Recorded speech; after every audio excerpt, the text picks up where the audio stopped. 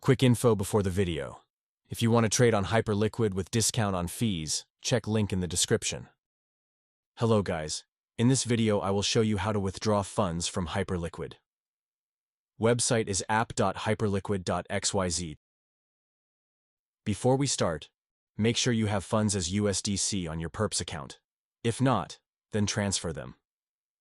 Okay, so once you are ready, click on Withdraw button. Here choose the Arbitrum as destination chain.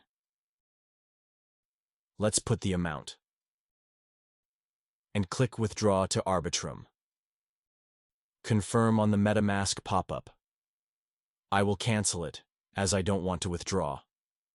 But if you have confirmed this transaction, you will have USDC on your wallet after around 5 minutes. So, that's the end of this video. Now, if you have found the content helpful, don't forget to give a like and subscribe to our channel for more content like this.